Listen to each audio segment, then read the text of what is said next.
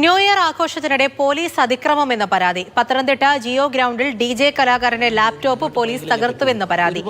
ഇന്നലെ രാത്രി 12 മണിക്ക് ശേഷമാണ് ഈ പരാതിക്കിടയാക്കിയ സംഭവം ഉണ്ടാവുന്നത്. ദൃശ്യങ്ങൾ അഭിറാം സുന്ദർ എന്ന DJ കലാകാരൻ തന്നെയാണ് ഇൻസ്റ്റഗ്രാമിൽ പങ്കുവച്ചത്. സമയപരിധി കഴിഞ്ഞും കലാപരിപാടികൾ നീണ്ടുപോയതോടുകൂടി പോലീസ് ഇടപെടുകയും ഉദ്യോഗസ്ഥരിൽ ഒരാൾ സ്റ്റേജിലേക്ക് കയറി വന്ന് ലാപ്ടോപ്പ് തട്ടിക്കളയുന്നതുമായിട്ടുള്ള ദൃശ്യങ്ങളാണ് ലഭ്യമായിട്ടുള്ളത്. അതേസമയം തന്നെ ഈ വിഷയത്തിൽ പോലീസിന്റെ പ്രതികരണം ലഭ്യമായിട്ടുണ്ട്. പരിധിയിലധികം സമയം പരിപാടിക്കായി വിനിയോഗിച്ചുവെന്ന് നിർത്തണം എന്ന് ആവശ്യപ്പെട്ടിട്ടും സ്റ്റേജ് പ്രോഗ്രാം തുടരുന്ന സ്ഥിതിയുണ്ടായി. ഇതിനിടെ സംഘാടകരിൽ ചിലരും കാണികളിൽ ചിലരും തമ്മിൽ അടിക്കുന്ന സ്ഥിതിയുണ്ടായി. കത്തിക്കുത്തേൽക്കുന്നു. സ്ഥിതി വഷളാകുന്ന ഘട്ടത്തിലാണ് പോലീസിന് ഇടപെടേണ്ടി വന്നത് എന്നുള്ളതാണ് വിശദീകരിക്കുന്നത്.